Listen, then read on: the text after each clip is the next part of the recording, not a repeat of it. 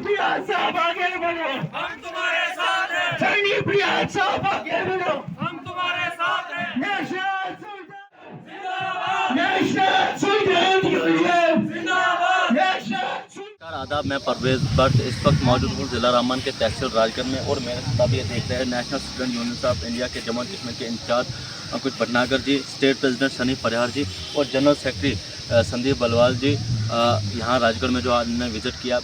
हालात इन्होंने खुद देखे, जैसे हमने पहले भी हालात दिखाए थे। खास करके मैं एजुकेशन की बात करूँगा और ये भी एजुकेशन के रिलेटेड जो यहाँ पे आए थे।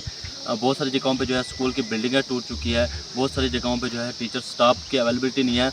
और आज जो है इन्होंने तहसीलदार राजगढ़ को एक मेमोरेंडम दिया है, इसमें ये लिखा गया है कि यहाँ के लिए जो है एक कॉलेज दिया जाए, क्योंकि यहाँ का यूथ जो है यहाँ से बाहर जाता है पढ़ने। यहाँ के जो बच्चे हैं वो यहाँ से कश्मीर पहुँचते हैं, यहाँ से जम्मू पहुँचते हैं पढ़ने, क्योंकि आप सभी जानते हैं कि चिनाब वैली जो है एक गरीब इलाका है, गुरबत इलाका है और काफ़ी हिली एरिया है। इसी के रिलेटेड जो आज हमने इनसे बात की, सनी परिहार जी से हमने बात की, ये संदीप जी से बात की और जो हमारे इंचार्ज जम्मू एंड कश्मीर के इंचार्ज हैं उनसे भी हमने बात की। खास फिलहाल मेरा नाम अंकुश भटनागर है, मैं राष्ट्रीय सचिव हूँ NSUI में और जम्मू कश्मीर राज्य का प्रभारी हूँ।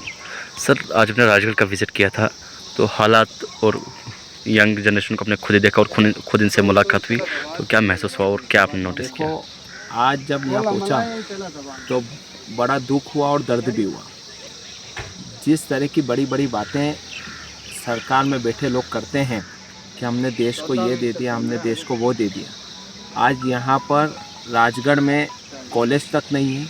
और जब हम छात्रों के बीच में पहुँचे तो यहाँ इतने छात्र हैं कि कॉलेज की सीट भरा जाएगी और कॉलेज अच्छे से भी चल जाएगा। सरकार की मंशा होनी चाहिए शिक्षा देने की, पर सरकार की मंशा शिक्षा देने की नहीं है। जब छात्रों से बात हुई, चर्चा हुई, तो हमारे प्रदेश अध्यक्ष जी के साथ हमने सनी भाई के साथ पहुँच के तहसीलदार साहब से मांग करी है, लेफ्टिनेंट गवर्नर के नाम का एक ज्ञापन दिया है कि राजगढ़ क्षेत्र में बच्चों को और छात्र हित को ध्यान में रखते हुए जल्द कॉलेज खोला जाए। सर, उसके अलावा मैं हायर सेकेंडरीज़ की बात करूंगा पहले। तो हायर सेकेंडरीज़ में आपने देखा होगा कि स्टाफ नहीं है, बहुत सारे बच्चे जो है वो दर बदर होते हैं, उनको हायर सेकेंडरीज़ के लिए यहाँ से रामबन जाना पड़ता है, तो इसके रिलेटेड क्या मैसेज है? देखो, शिक्षा RTE का नाम आपने सुना होगा। शिक्षा का अधिकार यदि किसी ने दिया था, मुफ्त शिक्षा दी थी, वो कांग्रेस पार्टी ने दी थी। आपको पता है वर्तमान में किसकी सरकार है? देश में ऐसा प्रधानमंत्री जो देश की चीज़ें बेच रहा है। इसका एहसास यहाँ पर हो रहा है जब स्कूल हाई सेकेंडरी की बात कर रहे हैं, सभी को निजीकरण किया जा रहा है, शिक्षा को प्राइवेटाइजेशन किया जा रहा है। आज उसका परिणाम यह है कि सरकारी स्कूलों की स्थिति बहुत गंभीर है। जहाँ स्टाफ की कमी है, सरकार कहती है कि 5 करोड़ 4 करोड़ रोजगार हर साल देंगे, तो यहाँ पर स्टाफ की कमी है, तो आप भर्ती निकालो, आप युवाओं को मौका दो।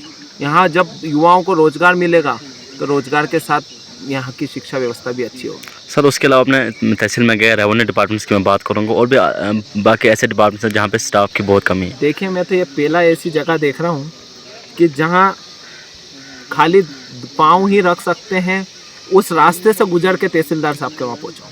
और जब तहसील कार्यालय में पहुँचा तो वहाँ की स्थिति और गंभीर थी कि तहसीलदार साहब भी नहीं थे। तहसीलदार साहब नहीं थे तो उनके साथ खाली 2 बाबू थे। और वहाँ की व्यवस्था ऐसी है कि जब इतना बड़ा क्षेत्र है, इतनी सुंदर जगह है, ये जम्मू कश्मीर और ये जगह जन्नत है, और यहाँ के लोग इतने सुंदर हैं, और जब ये लोग परेशान हो रहे हैं कि उसका कारण है स्टाफ की कमी। जब यहाँ सड़क नहीं दे सकती सरकार, यहाँ बिजली नहीं दे सकती, यहाँ शिक्षा नहीं दे सकती, यहाँ स्वास्थ्य नहीं दे सकती, तो मैं यही चीज़ कहूँगा कि यहाँ जो मैं बार बार आपको लेफ्टिनेंट गवर्नर की जो बात कर रहा हूँ, मनोज सिन्हा साहब, अब जागो, इस जम्मू कश्मीर के लिए कुछ सोचो। सर, मनोज सिन्हा की बात आपने की, तो वो भी एक बीजेपी के अध्यक्ष से पहले एक बीजेपी के लीडर्स रह चुके हैं पहले वो, तो उनको नहीं चाहिए था कि वो इस चीज़ को ज़्यादा ध्यान दें? अभी बीजेपी की कार्यप्रणाली से काम कर रहे हैं। एक राज्यपाल होता है, वो पूरे प्रदेश का राजा होता है, जिसका कार्य होता है कि राज्य की स्थिति को सुधारना। यदि उन तक खबर पहुँच जाती तो शायद यहाँ पर कॉलेज भी आ जाता। यहाँ मेरी भाई बहन जो पैदल चल के 15-15 किलोमीटर दूर जा रहे हैं, जहाँ सड़क भी नहीं है, वो सड़क भी बन जाती और पानी की व्यवस्था भी हो जाती और बिजली भी हो जाती। क्योंकि आप कोई से भी पूछ लो कि जब कांग्रेस की सरकार थी, यहाँ पर जो खंभा लगा है वो कांग्रेस की सरकार में लगा है, यहाँ जो पुल बना है वो कांग्रेस की सरकार में बना है, जो प्राइमरी और सेकेंडरी स्कूल है वो कांग्रेस की सरकार में बने। और यदि विश्वास नहीं है तो वहाँ जाके वहाँ पर जो बोर्ड लगा है उस पर देख लेना, वहाँ कांग्रेस के चीफ मिनिस्टर का नाम लिखा होगा। सर इसी में से एक सवाल मैं उठाऊंगा। पीडीडी की आपने पोल्स की बात की, जो पोल्स कांग्रेस पार्टी जैसे आप कह रहे हैं कि कांग्रेस पार्टी को लगाए, उसी को तो वाइट पेंट करके जो प्राइवेट कंपनी में बदल दिया।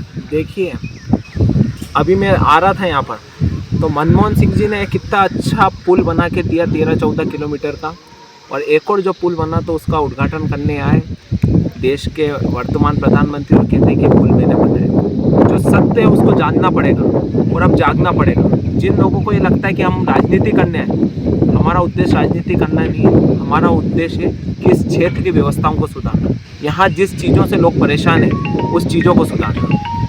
सर उसके अलावा मेरा सवाल रहेगा लास्ट आपका, जो हमारी यूथ के रिलेटेड रहेगा।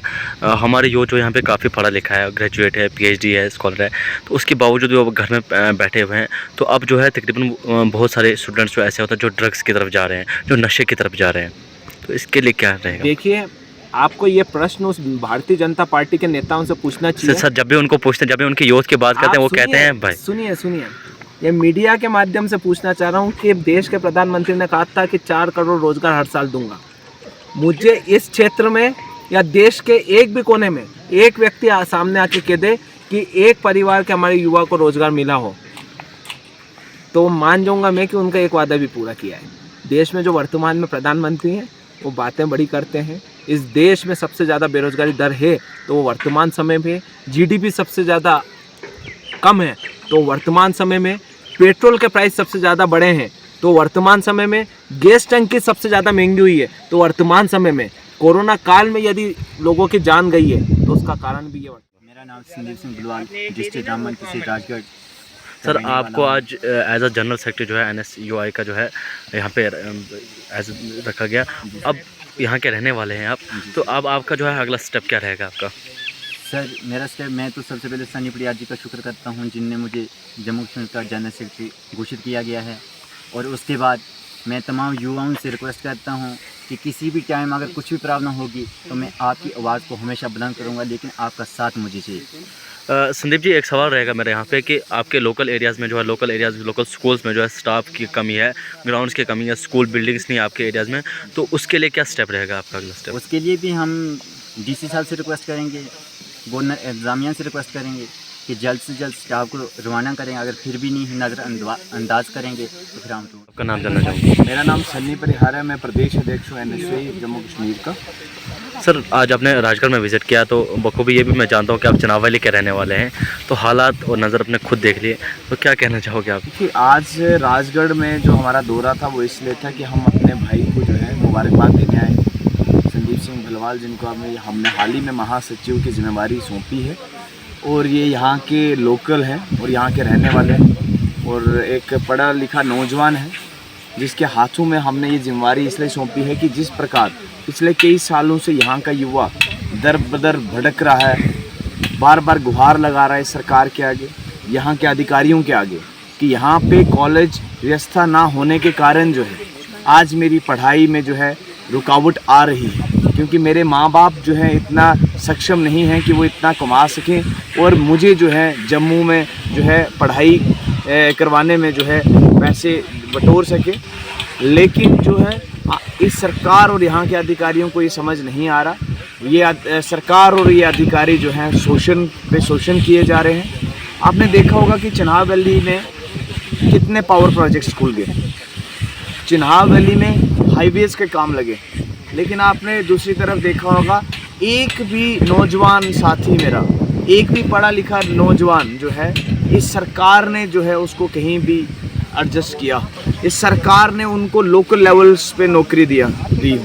BDCs का मसला देखें, जो सबसे ज़्यादा आतंकवाद से लड़ने में जिनका हाथ रहा, जो आतंकियों के खिलाफ जो है बंदूक उठा के जो है उनके साथ लड़ाई करते रहे। और आज जो है सरकार ने जितनी भी पॉलिसीज़ थी, जितने भी बेनिफिट्स थे गवर्नमेंट के, उनसे छीनने का काम किया ताकि उनके बच्चों को जो है बेटर एजुकेशन ना मिले, उनके जो है मेडिकल जो उनको फैसिलिटीज़ थी उनसे भी उनका राइट जो है फ्रिंज किया गया, उनका अधिकारों से जो है उनके अधिकारों का हनन किया। और चिनाब वैली की बात करूं तो चिनाब वैली में आपने देखा होगा डोडा डिस्ट्रिक्ट एक है, एक किश्तवाड़ है और एक रामबन है। और तीनों डिस्ट्रिक्टों की एजुकेशन जो है लिटरेसी रेट इतना ज़्यादा है, लेकिन इस सरकार ने लिटरेसी रेट कम करने के लिए जो है यहाँ पे स्कूल्स को बंद किया। यहाँ पे गवर्नमेंट जितने भी स्कूल थे उन एस्टेब्लिशमेंट्स को डिमोलिश किया और उनको नज़रअंदाज किया।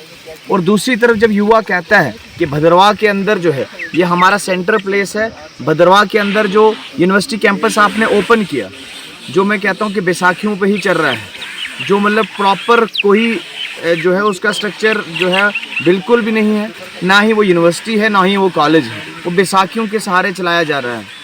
और वहाँ पे सब्जेक्ट 2 या 3 सब्जेक्ट दे के जो है यहाँ के युवाओं के साथ धोखा कर रहे हैं। यहाँ के युवा जो पढ़ना चाहता है, जो LLB 5 ईयर करना चाहता है, जो LLB 3 ईयर करना चाहता है, जो MBA करना चाहता है, उसे मजबूर यहाँ से अपना बोरी बिस्तर उठा के जो है मजबूर होके जो है दूर प्रदेश में जाके पढ़ना पड़ता है। सर कॉलेज या अपने कॉलेज की बात की तो मैं कॉलेज को छोड़ के मैं हाई स्कूल की बात करूंगा, मैं मिडिल स्कूल की बात करूंगा, मैं हाई सेकेंडरीज की बात करूंगा, तो स्टाफ की इतनी कमी है कि बच्चों को यहाँ से जो है डिस्ट्रिक्ट में जाना पड़ता है, मतलब यहाँ से रामबन जाना पड़ता है, यहाँ से डोडा जाना पड़ता है।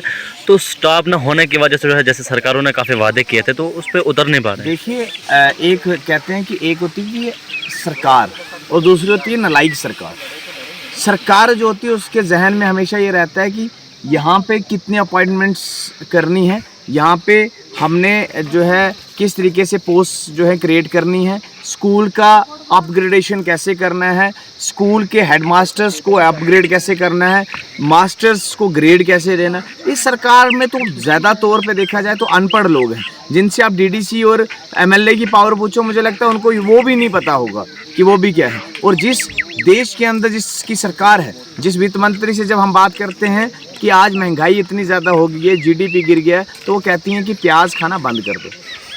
तो इस तरीके के जहाँ पे MLA और MPs हों, जो हमारे विधायक हों, तो उस सरकार में जो है हम कैसे ये सोच सकते हैं कि यहाँ के लोगों की बेहतरी होगी। लेकिन NSUI, कांग्रेस पार्टी और यूथ कांग्रेस ये इन लोगों को एश्योर करती है कि जिस तरीके से आपके साथ धोखाधड़ी किया गया, आपको हमारे खिलाफ पूरा प्रचार किया इस सरकार ने, आपसे वोट लिए डेवलपमेंट के नाम पे, और आपने देखा कि कितना विकास हुआ। विकास सिर्फ बच्चों के नाम रह गए हैं, विकास कहीं पे नहीं है, बाकी ज़मीनी सत्ता पे कहीं विकास नहीं है। सर मैं लास्ट वाला अवसर रहेगा कि आपने तहसीलदार जो है तहसीलदार का राजगढ़ को अपने एक मेमोरेंडम दिया, तो उस मेमोरेंडम में क्या लिखा गया था? तहसीलदार राजगढ़ को साफ तौर से जो हमने आज मेमोरेंडम दिया है, उस मेमोरेंडम पे साफ तौर से 3 लाइनें हैं कि हमें जो है फार फ्लंग एरिया के जितने भी एडजॉइनिंग एरियाज़ हैं, इनके पास हायर एजुकेशन का स्कोप नहीं है। यहाँ पे उस हायर एजुकेशन को स्कोप को बढ़ाने का काम आपका है, लेफ्टिनेंट गवर्नर साहब का है, क्योंकि लेफ्टिनेंट गवर्नर साहब चांसलर हैं यूनिवर्सिटी के, वो सिंडिकेट मीटिंग के हेड हैं।